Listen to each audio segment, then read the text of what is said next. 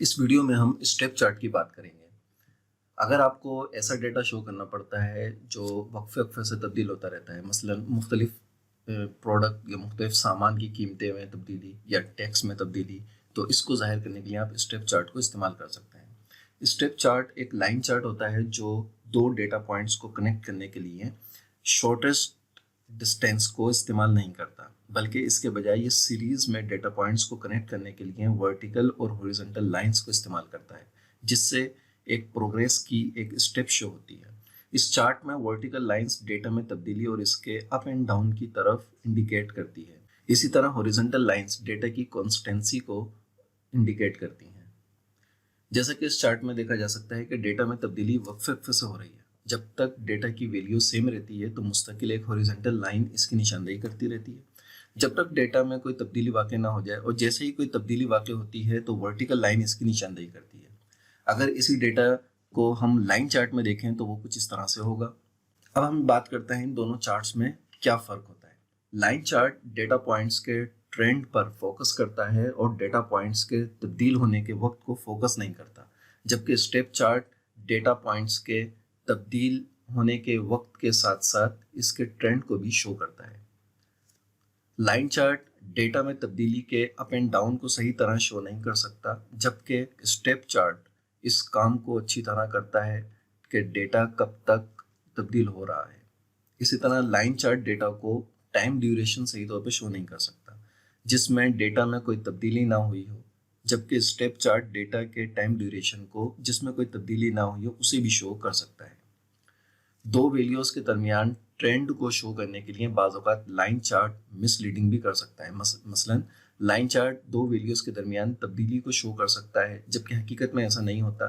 जबकि दूसरी तरफ स्टेप चार्ट क्लियरली शो कर सकता है कि तब्दीली कब तक नहीं हुई है। जैसे कि यहाँ लाइन चार्ट शो कर रहा है कि वैल्यू मुसलसल बढ़ रही है, जबकि स्टेप चार्ट शो कर रहा है कि वैल्यू किस ईयर तक जो है वो एक बढ़ी नहीं है और किस ईयर पे आके एकदम से बढ़ी है।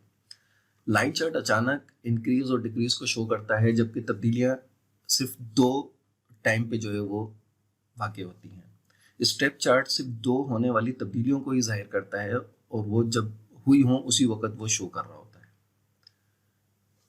तो इसके लिए हमें डेटा थोड़ा मुख्तलिफ अंदाज से बनाना होता है। उसकी प्रिपरेशन देखते हैं कि डेटा किस तरह तैयार करना होता है। हमारे पास ये एक टेबल है, ठीक है, जिसमें मैंने 2011, 13, 17, 18, 20 ये हमारे पास साल है और ये कुछ उसके पॉइंट्स हैं, कहाँ कहाँ कोई तब्दीली आई है, जो भी है, कुछ भी प्राइस हैं, रेट हैं, जो भी कुछ है। अब इसके लिए इस टेबल को हम सबसे पहले कॉपी करेंगे और कॉपी करके बिल्कुल इसके बटन पे मैं यहाँ पे पेस्ट करता हूँ, ठीक है, और इसका मैं कलर चेंज कर देता हूँ ताकि पता चले कि ये कौन सी टेबल है। इसका कलर मैं ऑरेंज कर देता हूँ, ठीक है। इसको मैं सेव करता हूँ। अब इन दोनों टेबल्स को दोबारा कॉपी करेंगे, इसी के साथ वाली कॉलम में इसको मैं दोबारा पेस्ट कर दूंगा, ठीक है। पेस्ट करने के बाद दोबारा सेव करते हैं। अब यहाँ पे मैं एक इस कॉलम को और एक इस कॉलम को डिलीट करूँगा और डिलीट इस तरीके से करना है कि जो बाकी सेल है वो भी अप हो जाए, ठीक है। जैसे कि ये हमारे पास 2011 का सेल है, तो आप ये देखें कि मैं कौन से सेल डिलीट कर रहा हूँ। एक जो टेबल है मेन, उसमें एक ये वाला टेबल का पहला कॉलम, पहली रो का पहला कॉलम, उसके बाद लास्ट कॉलम का लास्ट रो का सेल जो है वो, ठीक है। इसको मैं यहाँ से जाके डिलीट सेल करते हैं। डिलीट सेल पे क्लिक करके शिफ्ट सेल अप, इसको ओके करेंगे तो सेल डिलीट हो गया और ये सेल अप चला गया। इसी तरह इस पे हम आते हैं और इस पे भी हम यही मेथड इख्तियार करेंगे, शिफ्ट सेल अप, ओके करते हैं, ठीक है। इसे सेव करते हैं। अब हम दोबारा इस टेबल को कॉपी करेंगे। कॉपी करके मैं दोबारा यहाँ पेस्ट करूँगा। यहाँ पेस्ट करने के बाद इसको सिलेक्शन इसकी रहने देंगे और सॉर्ट में आएंगे, सॉर्ट एंड फिल्टर।